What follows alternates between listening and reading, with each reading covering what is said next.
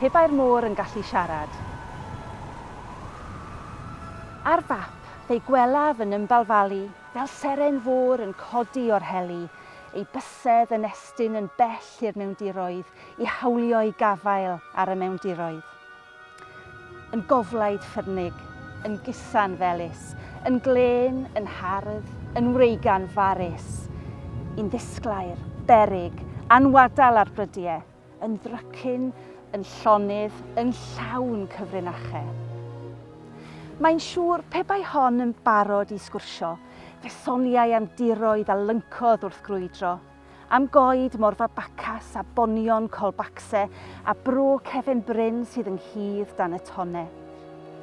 A siawns na fyddai'n fodlon cydnabod, mae hi fuodd wrthi yn chwydu'r holl dywod, yn slei ac mewn stranc mwyn codi'r twyni i ddrysu afonydd a thagu coredi. Atgofid ganddi o gyfoeth ei dyfroedd, yn feilgwn a physgod, yr heigiau o filoedd, a'r palmentydd o gocos fel cogyr yn gwelw dan dreithau eiraid ar droad y llanw. Ond fe ddangosau yn sicr, yn swel i gyd, y môr hwyaid bychain sydd yma o hyd ar weitha'r siempres, yn gorwedd fel gliniau, rhai dion fel mychydd ar hyd ei breichiau.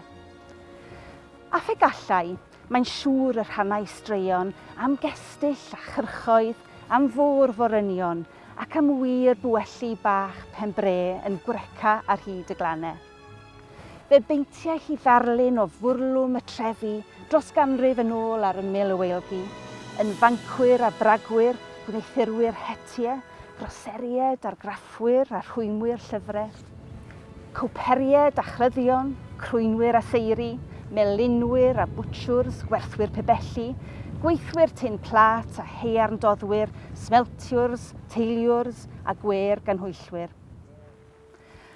Ar rhywlen ei chof, mae yna enwau yn llechi, gronynau o aer, fel y tywod sy'n corddi a thwmblo'n wyllt yn nŵr y ceryntoedd, cyn suddon dawel i gist y dyfnderoedd.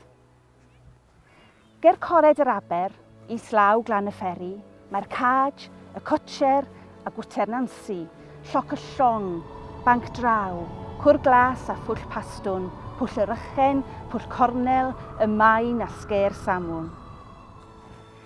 Ei hoel yn anwel, ei lliwiau'n llonydd, ei sŵn wedi diffodd ar dafod leferydd.